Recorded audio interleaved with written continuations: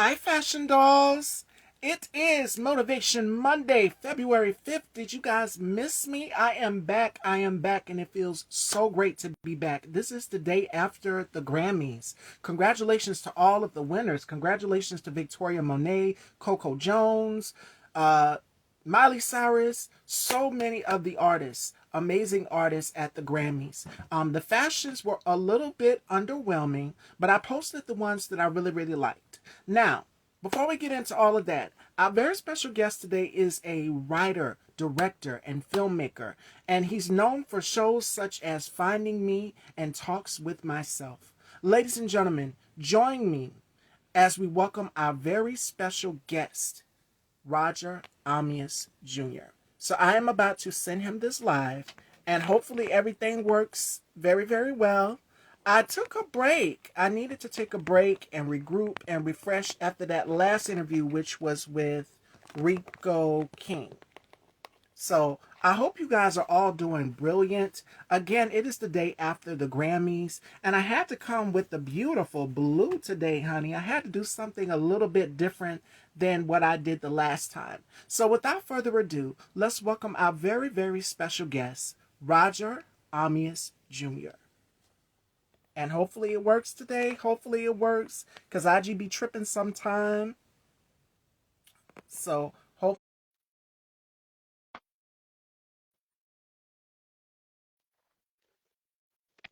there we are.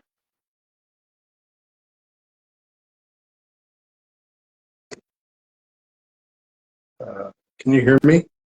Yeah, I can hear you, but I can't see you. I see you popped up at the bottom of the screen. It's black. Let's see. Hold on.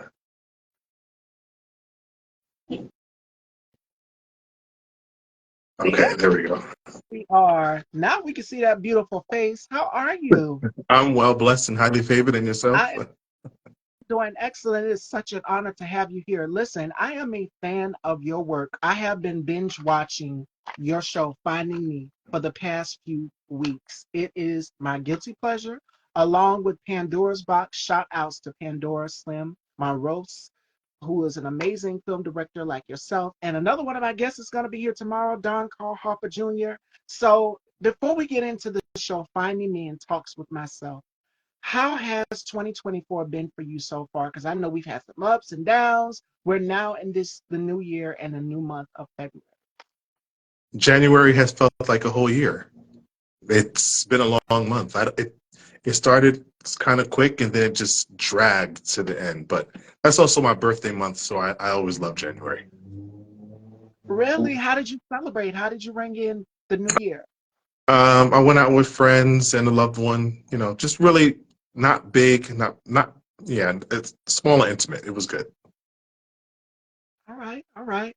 So let's get right into it. Let's start on your journey to where you're at now. How did Roger become this amazing film director, writer, and producer? Did you always knew it was in your blood? It was something you wanted to do? In a way, indirectly, I didn't really know it, but my family members would tell me that we when we used to play around as kids, I would always direct them. I didn't know that's what I was doing, but yeah, I guess it started when I was much younger, and my father, may he rest in peace, knew that I had an interest in writing, and so he brought me a book on Black African American writers, American writers, and I kept that with me. I still have it to this day.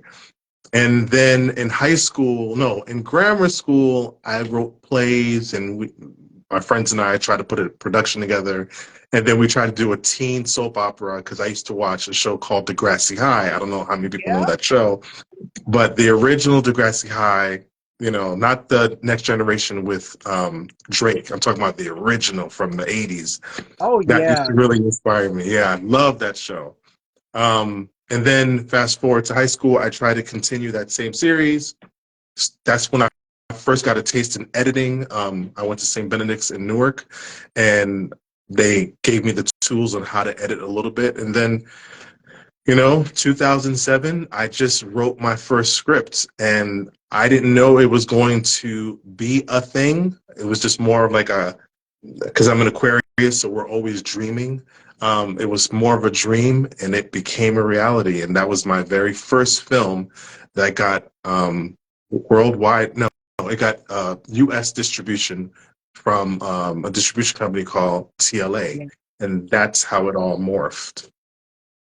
And what I love about this series right here, Finding Me, is that it is so groundbreaking within the LGBTQ community. You have given us a voice. You and Patrick Ian Polk, who Oh created wow! Noah's Ark, gave us a voice within the queer community. And we are represented, we are heard. Now, on Finding Me, you need to have a trans girl. So whenever you're looking for a trans actress, definitely hit me or my girl T.S. Madison up. We will gladly do it. But Finding Me, the show is so groundbreaking because it focuses on one specific character, and that main character is Fabian. Now, in the movie, you get to see how he comes out and how he's dealing with coming out with his father. And we know that in Jamaica, his father being coming from Jamaica heritage, he lost his mom. That was something that he was also battling with.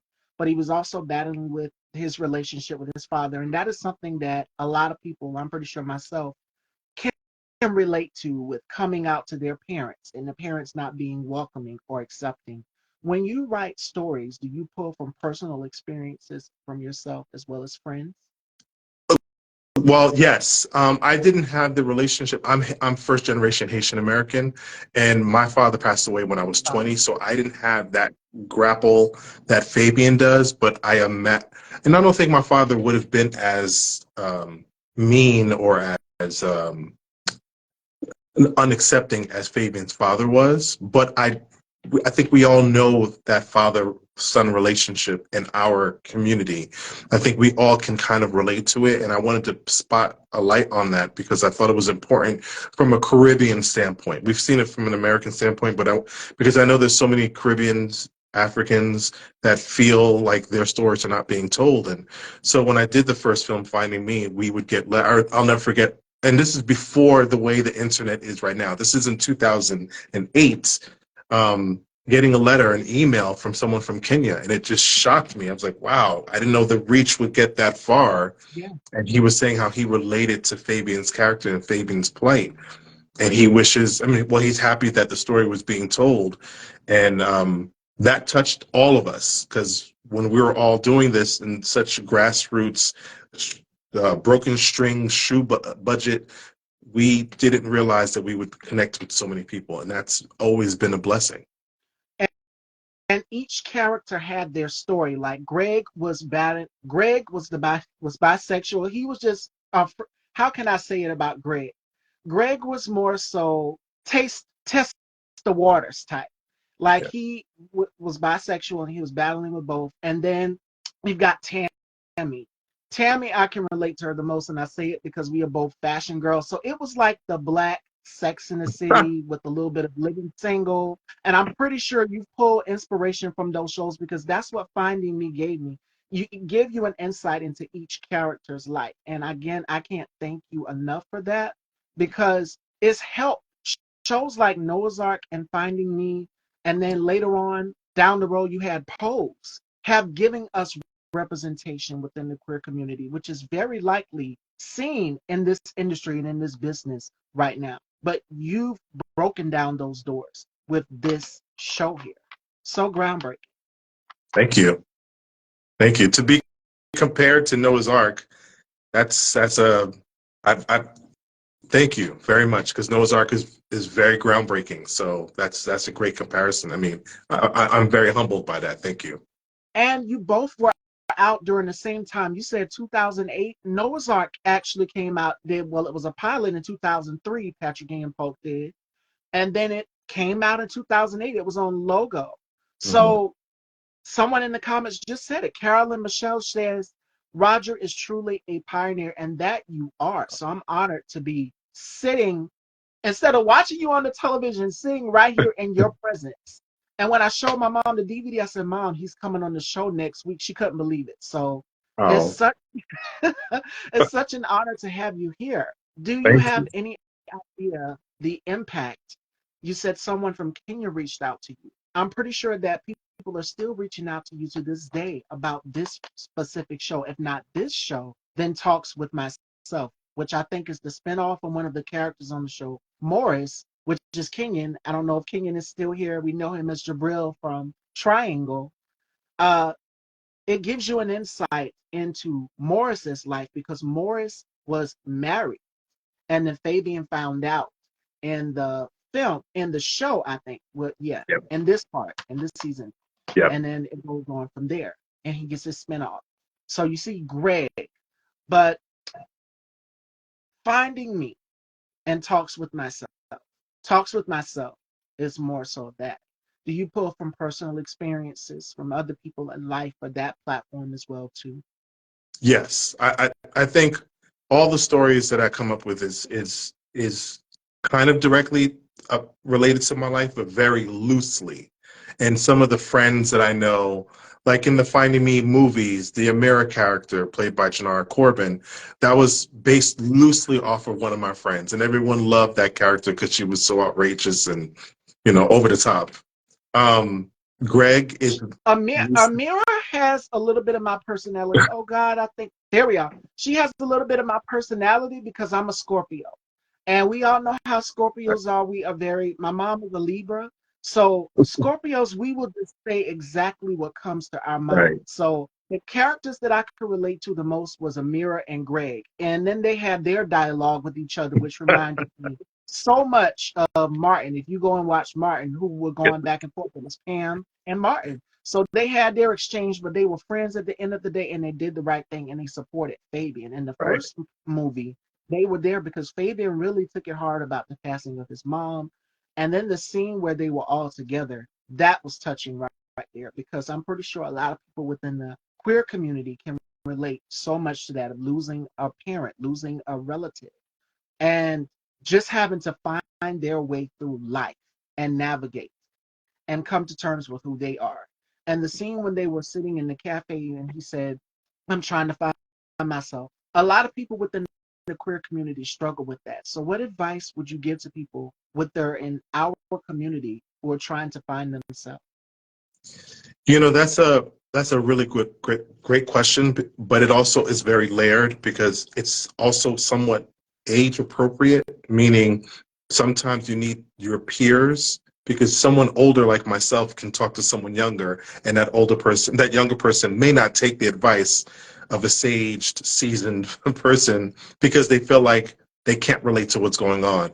And I think it's really best that we choose the family that we have as we come out, go into our communities because our families may not accept us. So our friends become our family. And so I think it's important that you find someone level headed in your peer group that can give you some great advice, but never underestimate the ones who's lived through it already because what they're telling you is experience. And so, yes, you may not think we can relate to you, but you should also always remember we did it already. We went through what you're kind of going through, not in the same way, not in the social media era, but we kind of went through the same things. And you should really try to just take advice from people who are level-headed, has some experience, and really has your best interests at heart.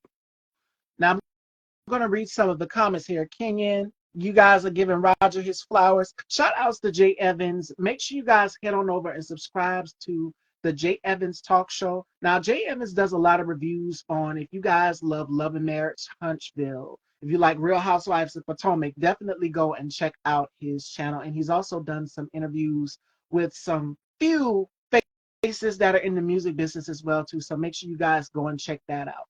Prue Guru, Guru, PR Guru 71 says, I'm honored to know him and work with him. He deserves all these flowers. And Carolyn Michelle says, yes, he does. And you do. You do. I'm honored to have you here to talk about this platform, this show, because it is groundbreaking and it has broken barriers within the queer community. And we need more representation and talks with myself. Now, this one is about Morris and Morris balancing his life, being out there on his own. He was married on the show, and Fabian found out in this season, in the first season of the show. And then it just went on with Fabian leaving and going back with the other character, which was Derek Bridges' character in the show. So from there on, the spinoff happens for Morris, and it's just like he's having talks with himself. He's letting people know an insight on what it's like with dating and love, and then the crazy best friend, of course, played by Noel. So this season, what can we expect? Because you've been dropping bits and pieces, and I've seen bits and pieces, and I'm like, okay, here we go. Yeah. There we are. What can we expect on this season of Talks with Myself? Well, the show is really about Morris because Morris made a lot of mistakes in the Finding Me series, and Yeah. so the confessionals that he does, which is why it's called Talks to Myself, is kind of a redemption story, and also him discovering and navigating who he is as an adult now, and trying to make up for the mistakes that he made towards his ex-wife, towards Fabian, who's no longer around, but still there's a ripple effect of what he did, and I think it's a very introspective story, and I feel I wish that we can all try to take the time to be more introspective and understand the things that we do has lasting effects on other people. So in this season, we are currently on season 5. I don't want to give anything away for people who have not seen the series, which is on YouTube, seasons 1 through 3, all the episodes. More stuff happens to Morris outside of his Mm. control. And in season 5, he's finally come to a place where has dealt, well, he feels like he's dealt with it and moving forward with a new love interest, but there's so many things going on around him that he's not aware of, and that's boiling over. That's what's happening this season. PR guru says every season you gags the girls. LOL. It's written with intellect and passion, and the cast is so talented. My favorite episode from Talks with Myself is the episode where Morris and the guy that he was talking to, he was like, I don't want to take no goddamn bath. I fell out. Where did you come from with this concept? Where did you come up? How did you come up with this concept? Well, so Kenyon, we all know, for people who don't know, Kenyon is a very good-looking man. And what I wanted to do was flip that over in the sense that we all think that good-looking people, they just walk on easy street. Well, for Morris, it's a challenge, even though he aesthetically looks the way that he does. And he meets someone like Bryce, played by Jamal Harrington, who is kind of giving it to him unintentionally. And Morris is used to getting his way. Morris used to lie to people. He's a big liar, so he got away with so much. Morris is a cheat. He cheated on his wife and Fabian, but now it's all coming at him. So that scene with him in the bathtub, he thinks that it should go one way, and Bryce is like, no, that's not the way it's going to go. And so he gets frustrated. And it's funny whenever you see, because I know Kenyon likes to play funny because he's so used to playing stoic. So whenever you see him playing funny, he loves doing that. It was great. It was hilarious, and it's funny to see him outside of his character because I've seen him on Triangle as Jabril. Jabril is conniving, he's evil, he's deceptive. But to see him as Morris, a more vulnerable side, you get to see Morris in relationships and experience love, experience life. This character is a little bit different than Jabril Davenport. But that episode took me out. And then the other episode that took me out was where him and his friend had a moment at the park where his friend met off the dating app, and then yeah, it happened. If you know, you know. So and then he kind of reminds him, he whips out the paper towel. So that was funny. So it's kicks and giggles throughout I love how you blend comedy with romance and drama. And you leave us with suspense, the viewers that watch these platforms, wondering what is going to come next for each season. So I can't wait for season 5 of Talks with Myself. I can't wait till you can see it as well. Unfortunately, I can't put it on YouTube because the seasons get a lot more racy in terms of Ooh, intimacy and sex, sex, and YouTube restricts us from doing that. So I know a lot of people are asking, when's the next season? Where are the next episodes? It becomes more difficult and difficult to put them out there. And that's why I have the platform, OmiProTV.co, because that's where you can see it. And also, we're doing this with nothing. And it would help if the viewers can support in some way. And everyone's money is tight, so that's not what I'm really trying to preach. I'm just saying this is an independent, no budget production. And you're a black creative. And what's so crazy is we just came off the high of the Grammys, and Jay-Z just talked about this on while on stage. It's very important that we support black filmmakers and directors. I'm a black woman, and when I created Style by Stevie, it was right after high school. And I said I wanted to have a platform where people who look like me can be shown and represented. That's why I created this platform. So it's important that we support black filmmakers, and you're doing this independently because when you shot the film for Finding Me, the first one, and then there's Finding Me Truth too, I would have thought that it was like a Sex in the City type budget the way you shot it, but no. Not at all. There was no budget. For, nothing that I've done has had a budget. Nothing. It's been completely independent and by the grace of all the actors giving their time. I mean, this every actor I've worked with, I have to say a big thank you because they really have given their time. This crew would talk to myself. I mean, we work. One of the reasons the season takes so long to come out is because we're working around everyone's work schedule. There is no budget going on, and I'm not saying that to. I don't want to spoil this interview because I think this interview is great. I'm not saying that as a Crimea River moment. I'm just saying that's the reality, and the support that we get from our community, our people, is necessary, very necessary. This is exactly what Jay-Z was talking about yesterday at the Grammys. I mean, he called the Grammys out rightfully so for Beyonce not winning Album of the Year. But the points that he was making was about you are the representation. You are the moment. It is your vision. It is your story. So you tell it. And it's up to people that look like us, black and brown, African American peoples, and Black History Month. There are so many black filmmakers out here that are doing it independently with no budget at all, and they're doing it from their iPhones. So with AI and so much technology going around out here, there are so many ways that you can put your work out here. And I Yeah. know a lot of people look down like, oh, I don't want to put it on Tubi. I don't want to put it on the website. These black filmmakers are doing the work because we know how the Yes. industry is. We know how anti-black it is. And I don't want to get all radical because I can go there. You guys have seen some of my previous shows, but this is important because you're doing this independently. And someone said it in the comments earlier, this platform needs more recognition. From Finding Me to Talks with Myself, all of these shows need recognitions because they showcase a light.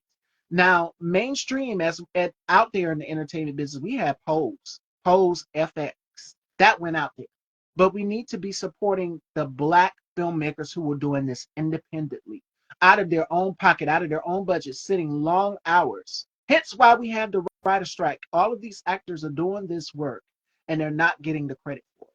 So it is very important that we need to be supporting black filmmakers and black film directors, as well as black hosts of platforms. As I mentioned, I shout out my brother Jay Evans out, and my brother K Toops, Tony, all of them. They support and we support each other. And that's important when it comes to supporting black business, black content creators. That's key. Absolutely. I mean, we're doing it for you. We're doing it for us. We're telling our stories. We need your support. What advice would you give to other up and coming filmmakers out here? Because you've been doing this for a very long time. That's why I had to give you your flowers when you came on. Thank you. One big advice is do not look for perfection. You're trying to tell a story. Do not hold on to your gift and your baby. You have to give birth to it. So there's going to be times where there are mistakes. Do your best to, put the Band-Aid over the mistake, but you have to give birth to the story that you're trying to tell. So find a way, find a group of people that support you or are like-minded, and do your best to tell a story. Also, wear as many hats as you can so that you understand how it all works. Delegating it to other people who knows the camera or who is a director or who is a writer, is great, but at some point you have to know how to delegate, and the best way to delegate is by doing a bit of everything. Now that can be a lot because I wear many hats, and there are times where I am exhausted. But I feel confident now that I can say that I know how to do a bit of everything. And so when I do have a crew, and I've had a crew before when I was doing Finding Me Truth, I know exactly how to run a crew. And so that's the best advice I would say is do as much as you can. Now, Tammy's character, played by Misty, Misty was she worked with June Ambrose, and she styled some of the outfits, and you included some of the team in the platform as well too. So again, I love how you did that. You included the team, and it's black everything. The actors are black, the team is black. You had hair and makeup. Now, the only character who really needed it was Amira, because Amira went all out, but the guys needed makeup as well too. I'm pretty sure that they went to the barber, got whatever done, but they needed their touch up as well too, not to shine out. But you had for the female character on the show, Amira, you had hair and makeup for her. Misty was styling her, and they got to use their creative vision because that is something that they love. So you brought that to life. You included not only your team that was doing the hair and makeup in behind the scenes, but you included them in the show as well too. So if you go back and you look in the first one, the film, I watched it. I'm just like, I had to do a double take. I'm like, wait, what's she doing here? Her makeup. The stylist was in bed with Greg. I'm like, oh my god. So you included everybody in there, even the photographer. So you had a team. Yeah. I mean, I really do appreciate how you're saying this, but this really was, I could not do anything without everyone, all the pieces together. You bring up Misty. Misty was a stylist for the first film, but Misty is a force in herself. Misty is a, everyone who knows Misty does a lot. And so it behooved me to put this talented woman in front of the screen somehow, some way. And so when we did the Finding Me Truth, it's like I got to bring more life to this character because Misty is amazing. And then when we did the series, I mean, I don't see the series without Misty in it. She's a force. So everyone who has been a part of all of my productions, I could not have done the production with every single person in it. And the series, the complete first season, focused more so on her as well too. Because if you go and you watch Finding Me Truth, it was Greg, Fabian, and then Amira, and then you get an inside look into their relationships, and then come to find out Greg was messing around with Tammy, who is Amira's cousin, and then you see the spinoff where Tammy is pregnant by Greg. So I mean, it's crazy. It all comes together full circle. But that Yeah. dynamic, that chemistry that you've seen in Finding Me and Finding Me Truth is still there. Omar had his own issues. He was more so outside the group. But Jay, who's also, but rest in peace to Maurice Farrell, who's no longer with us. He played the character of Jay. Each character had their own story Yeah. going, and you wanted to know more about them. Now, Fabian, season two, how did he wind up with a woman at the end of that? I'm just like, it threw me. It baffled me when I seen the trailer because I'm just like, you were supposed to be going with the guy, Derek Briggs' character. Yeah. I think sexuality is fluid in the sense that if you can have someone who is straight and have an experience with a homosexual, that does not mean that they are then gay. You know, so a character like Fabian, who has never been with a woman, he wanted to explore that, and I think I've known people who have said, I no longer want to be gay. I want to start dating women. So I want to represent that as well because it happens, and I'm trying to Yeah. touch on the stuff that's really happening in the world. And so with Morris, not Morris, I'm sorry, with Fabian sleeping with his boss, I thought it was an interesting twist for a character like Fabian, who's been so staunch about finding himself, and this is one of the layers about finding out who he is. Right.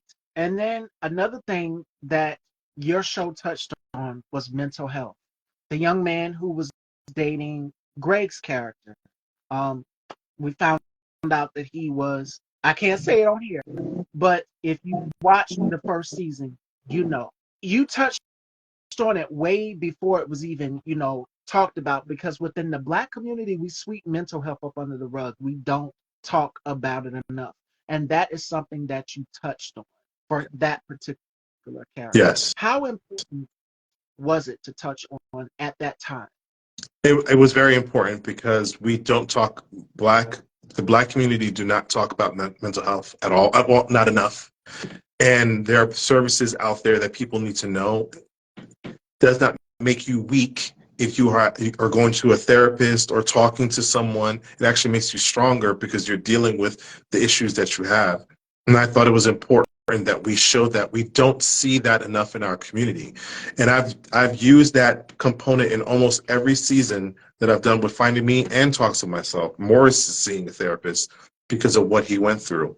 And another character is seeing it because of what they went through. And I just think it's important that we really show that healing takes time. It's not just going to church. It's not just praying. You need to do the work in terms of healing who you are, because we all suffer from some form of trauma. In these United States, being Black and going through what we go through and what our ancestors have gone through. So mental health has been a very big part of the message that I'm trying to put across out there. And I'm going to continue doing that. And on Talks with Myself, Kenya's character, Morris, does group therapy. Now, his friend suggests, why don't you do group therapy with me?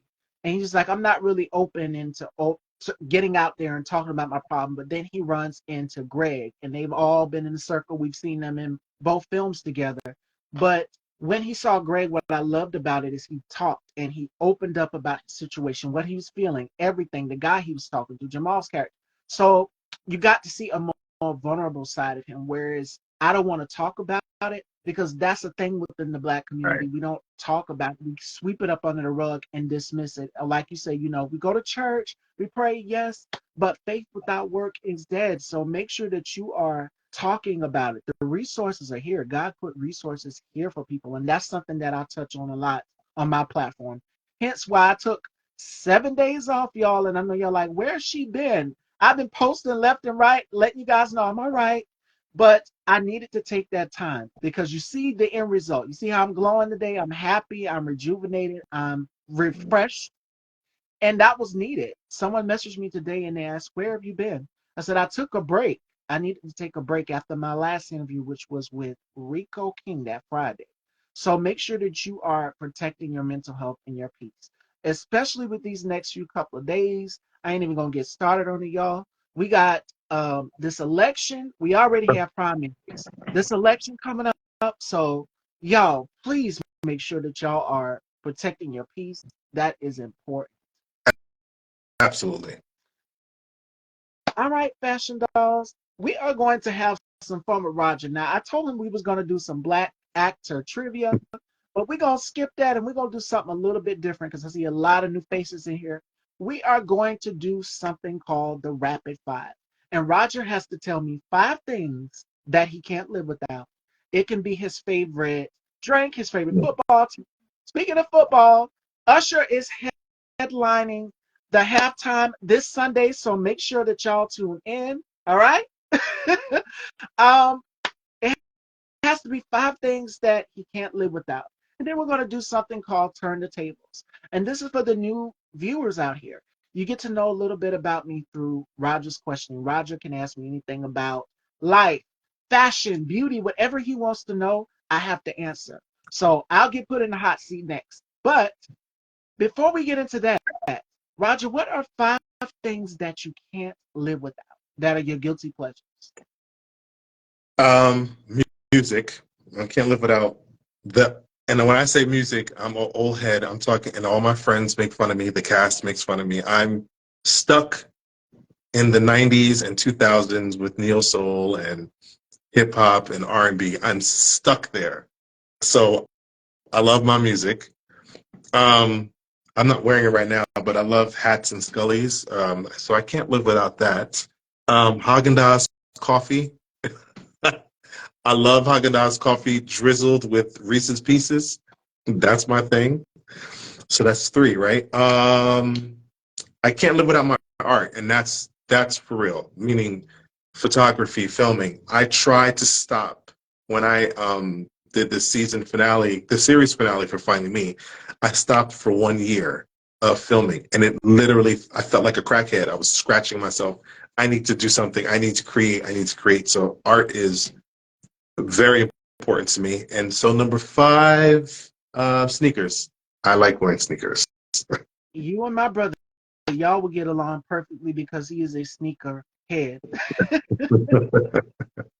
I don't spend a lot of money on sneakers though, but I love sneakers. All right, fashion dolls. It is time now to turn those tables. So I know a lot of you want to know a lot about Miss Stevie. So now is the time for you to find out. All right. So I'm going to pass it on down here to Roger, and Roger is going to ask me as many questions as he wants. And you guys will find out a little bit about me through his question. All right. So take it away, Roger. Well, first question is what inspired you to do this platform and this show? My mom is the glue that keeps everything together. My mom has inspired me. Before she's like, you want to go into show business, you want to host a talk show. She wanted all of us to do something that is substantial with our careers. And that's every parent's concern. Like, what are you going to do? Are you going to go to school? Actually, I went to beauty school. And after beauty school, I said, what is going to be my game plan? Worked in a salon. And then I said, you know what? Let me go ahead and do my own thing. And so that's how Style by Stevie was formed right after high school, but it wasn't called Style by Stevie. It was weekday topics, and we would do it at 11 o'clock every morning on the dot, leading up into the day. And we would just talk about pop culture and celebrities. And I would interview some of my guests that had films and music out at that time. So, what inspired me to do it was my mom. And then, of course, the big talk show hosts like Oprah and Rolanda and Tempest, and then so many others at that time who had talk shows. So watching them was the reason why I got into doing it. I said, I have a voice, I have an opinion, and I like fashion. So why not combine all of these things that I know people love, which is music, fashion, beauty, hair, makeup, all of that, combine it in one and give it a name. And that's kind of how Style by Steve was formed. So when people see Style by Stevie, they think fashion instantly. And it's just like, no, no, no, no. Like you said earlier, you got to wear many hats. Yes. And I try to cover every single hat, whether it's fashion, beauty, entertainment. I might not talk about it on the show, but you'll see me give my opinion sometimes in stories or just here in a post how I feel. And people be like, yes, we agree with you. So it's amazing. And the response has been amazing from people. So that's what keeps me going is my mom and then God and my grandmother. They're all the women in my family is what keeps me going. My aunt, my sister, rest her soul, and my mom mainly, because again, I mentioned she's a Libra, and we know the Mm. Libra can be very, very stubborn at times. So I think I get a little bit of her personality, but that's who inspired me to keep going and create this platform. Is there any one person, celebrity wise, who's doing it that not so much that you modeled after, but that really kind of you looked at and said, I can do it, not like them, but it just inspired you? Is there anyone? I would have to say the ladies of the real daytime. Lonnie Love, Adrian, Jeannie, Tamara, all the girls. Like you had five women, five different opinions, and they were so outspoken and vocal. And I do it in a way where it's just like it's fun. It's not so heavy or controversial. And I relate to people. And someone said this on my platform not too long ago. What is it going to be that is going to set you aside from other talk show hosts or other hosts of platforms? I said, I'm a woman of mystery. It's a lot that meets the eye. And I have a story, and people want to know the story. Just like with your show, Finding Me, each character has a story. A lot of people want to know what is Miss Stevie hiding? What is the secret? Well, you never know. I'm a mystery. So I like to leave people wondering. And I try to be as transparent as possible with people because in order to get people to know you, you have to be transparent with them right then and there. You have to be open. And that is something that I've realized going into doing this platform. We're now like in season 18. This is my 18th season. We've been doing this for a long time. And I must say the most transparency I've seen is now in my 30s, because when I started right after high school. So I was very young, very cocky, very arrogant. But now that I'm in my 30s, because my mom and everybody in my family warned me, like, when you hit 30, yeah, yeah. So now I'm just sort of toned down, and I'm just like, I still can keep up with everything that's going on, but I do it in a way where it's relatable to everybody. That's what sets me aside of me. Okay. Um, do you have a love in your life? No, actually, no. My my baby is now by Stevie. That's been my main focus. But I've had guys just like, oh my God, you're beautiful. And I'm just like, thank you, thank you, thank you. I appreciate it. But dating wise, not really. Okay. What's your sign? Scorpio. Okay. And are you a stereotypical Scorpio? Stereotypical, elaborate a little. Scorpios are known to be sexual beings, um, somewhat manipulative at times, uh, usually says what's on their mind, a little harshly sometimes, a little sting. Well, me now, as far as sexuality, and I've opened up about this. I talk about my sexuality on the show. They're like, when did you become so sexual? The outfits, everything. Coming into my own, because I wasn't always the most confident person in the room. I was bullied a lot and teased a lot. So sexuality, I'm very sexual, but I don't talk about it in the open. So I mean, I'm a mystery when it comes to that. And as far as saying what's on my mind, right up front, I say exactly what people are thinking and what comes to my mind. I'm not gonna hold back or pull any punches. And you know how people say, what are they saying nowadays? Standing 10 toes down, you're standing 10 toes down. And for me, that's something that I've learned. My mom has always raised me to. If you have an opinion or if somebody's doing something, call it out, put it right on the table, put it out there, and it pays and it helps to have people that hold you accountable. Now, Yes. manipulative, yes, in my younger years, yes. But now when you hit 30, as you get older, as you grow, it's just like nobody got time for that. Just be honest and be upfront about whatever it is that you want. Okay, so what is your ideal Saturday night? Going out, drinking, having fun, or going to bed at 10 p.m.? Now, I'm a little bit of an old lady because I do fall asleep at 9 and 10, but my ideal Saturday night, I would probably be binge watching your shows, of course, or Sex in the City, and just like that, or I would probably be going out to get something to eat because I am a big foodie. You guys know that I love pepperoni pizza. That is my guilty pleasure. So when the weekend rolls around, that is what I'm doing. I'm mostly home. I'm mostly a homebody. So yeah. Okay. Is it 5 questions or just as many questions I have? As many as you want, as many as you want. Okay. Um, what what is your type in terms of dating wise? What is your type? I, I look for a guy who has a Start nice. with physical and then go to personality. Okay, okay. Physical. What do I look for? I like a clean cut guy. I like a guy that keeps his beard together. I know that I am a sucker for beards and muscles. And it is a weakness for mine, and I love an accent as well too. I'm from South Carolina, for those of you who are wondering. So a Southern accent drives me crazy. It is something about it, like a Memphis or a Tennessee accent, that drives me crazy. A New York accent drives me crazy. I just like a guy who has his own swag.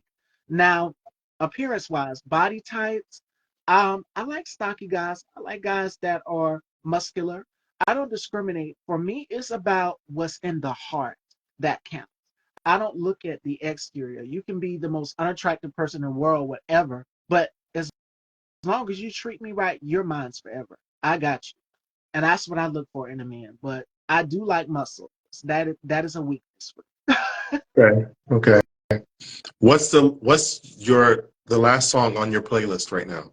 The last song on my playlist, what was I listening to? It was Aretha Franklin, Jump to It.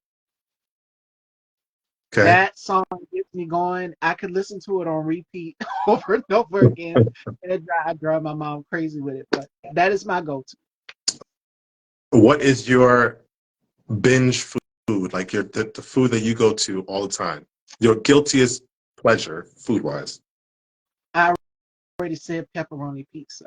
Oh, But if I right. had to choose, I would choose cookies and cream ice cream. That is my guilty pleasure. And I know everybody like, how do you stay? Listen, I believe in moderation and I believe that we should all enjoy the fruits of our labor. So if you want to go out here and get you some cookies and cream ice cream, another one that I like is what is it? Moose Tracks. Moose Tracks is one of my favorites as well too. So Out of the four, who are you? Carrie, Samantha, Miranda, or Charlotte? with this gown on today, definitely Carrie. I would be the friend that is going to show up to a little bit like a mirror. A mirror was the Carrie of Finding Me, but definitely Carrie. I would definitely be the Carrie because I would do the most. I mean, I would show up to brunch. You say we're going out for brunch, come casual. I would come with a ball gown. So expect the most of that. Okay, so one more like this. Which best fits your personality? Khadijah, Regine, Max, or St. Clair? Oh, that's a tough one because I love Living Single. You guys know I'm a big Living Single fan. I'm gonna go with the fiercely independent Yeah. Max because Max, she was driven to get whatever she needed to, even in the courtroom. If you've seen her handle a case, she's like a shark. So I would have to go with Max. Okay.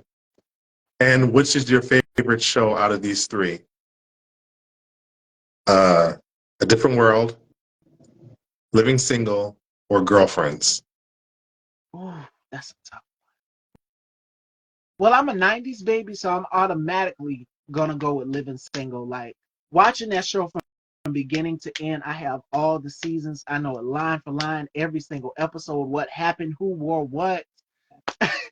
I'm gonna go with Living Single. Okay.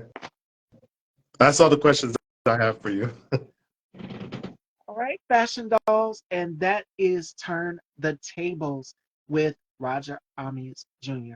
And Derek says Living Single. Yes, Living Single. A lot of people are talking about Friends, but Living Single is the original Friends. You took the concept, and again, it goes back to what Roger and we were talking about earlier: is Black content creators not getting credit, not getting representation. That is key. So definitely, that is important. Without Living Single, there wouldn't be a Girlfriends. And without Living Single, there wouldn't be a Friends. And we need to give them their flowers. I wish there was a way for that show to come back for not a reboot, but maybe just a reunion or a four-part episode, just like Girlfriends needs to wrap up that story with Joan and Tony. I wish there was a way to bring that back. I really do. Absolutely. And it was pivotal in Black culture. Like we all grew up in that same era on Martin, Living Single. What was the other one? In Living Color. All of these shows we grew up on, and Yeah. they have been pivotal in Black culture. So Living Single deserves all their flowers. And Kim Fields, she did the interview. She said the same thing. Like, yeah, they basically copied us. So Black filmmakers again are fighting for credit out here, Yeah. and they are doing them, and it's sad. Yeah. Absolutely. So before we close out, Roger, because this was an amazing interview, I'm so honored that I got to talk with you versus watching you on the television and watching your shows like you're here in real time. What are some gems of wisdom that you would like to give to Black filmmakers looking to get their feet into this industry and in this business? Be as true to you and your art as you possibly can. Um, Try to stay away from trends, meaning stick to the story that you're trying to tell. The trend thing can influence you, but find a way to make it your own signature so that you are staying true to your own passion and your art. Because trends come and go, but when people can see your core or what you're trying to do, your style, that transcends time. I mean, you could listen to a Sade song back in the 80s, and you can still listen to it right now, and it feels timeless because they were very true to their signature. And I think that's the same that needs to be said for anyone who's trying to do any kind of form of art, and especially film. Find your signature, find your style, and stick with it, and continue to fine tune it. You are never done paying your dues, as far as I'm concerned. You are constantly having to pay your dues. So don't think if you've made it. No, because all that transcends and changes is an ebb and flow. You know what's so crazy is that when I was watching my brother Demario Jobs, you guys know King Jobs. He said this at the end of his live today, which is originality. Be you, be authentically yourself, which is why I had someone come on last week and they were saying, what makes you different from other hosts? What sets you aside? You have to find your own version of yourself. And today's final thought comes from a fashion pioneer. It's Black History Month. Andre Leon Talley, may he rest in grace. He says this: I scratched the earth with my talent and I let my light shine. You have the star power within yourself. And that's Right. why I asked my guest that question. That's why I asked you that question. And I kicked off the interview. Where did you develop the passion for filmmaking and writing and creating? Because we all know at a certain age that this is something that we want to do. And I know for me, it was right after high school. I would have say 19, 20 or so. And to see at this point in our lives, to see our star power continue to shine and grow, my advice to anybody out there is to follow your desires. It is never too late. Chase that dream, follow your dream, and I tell people this all the time here on my platform. Live life through fire Mm. means live life on your terms and at your own expectations. And jump. I know that taking career moves can be scary for a lot of people, Yes. but trust me, it is so worth it in the end result. I thought that I was not going to have an amazing season, but so far, this season is the best one yet. And 30, I looked up my age number and what we call our angel number. It means that I am deeply protected and guided by my guardian angels. So if you guys look that up, it'll tell you that you are guarded, you are protected. And each and every one of us, not just me, but all of us, we have someone that is backing us. And it pays to have a team, as Roger mentioned, a team backing you and helping you and you support you throughout whatever it is that you decide to do. So that's the final thought, Fashion Dolls. And Roger, again, it was such an honor to have you here. Where can everyone follow you and check you Thank you again for having me. I really appreciate it. You can find me on Instagram at Director Roger. That's on Instagram and on Twitter or X, wherever you call it. And that's really where I am only. and you guys can go and purchase Finding Me, the DVD. It is out there. I had to go and get the last copy. Somebody went and got it, but I said I got to get this DVD. I became obsessed with the show. So make sure you guys please go and check it out and check out the film Finding Me and Finding Me Truth. If you have not, please go and check it out. And again, let's support Black filmmakers and directors. Go ahead, Raj. I'm sorry. I was just going to say, you may not be able to find the DVD for Finding Me, the series, but it's on omiprotv.co. All the seasons are on there. So you can stream it and watch it whenever you want to. It's there. There you go, Fashion Dolls. Talks with myself, Finding Me. You can check it out. Finding Me and Finding Me Truth. You guys can go and pick it up there. It's on Amazon. You guys can go and get your DVDs from there as well too. So go and check it out. Definitely. Thank you for having me again. You Appreciate are it. welcome. It was such an honor. Ladies and gentlemen, Roger Hamias Jr. Now, joining me tomorrow, we have Don Carl Harper. This is going to be an amazing week. It is the day after the Grammys. So, congratulations to all of the winners. And again, you guys are all winners and you are going to shine individually.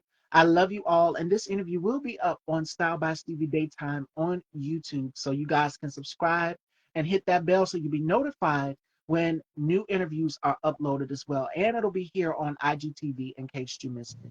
I love you all, and you guys take care. And I'm going to follow y'all all back. I got you, PR Guru. I got y'all. I love y'all, and take care, everyone. And Roger, it was such an honor. Same here. Thank you so You're much. so welcome. Take care, everyone.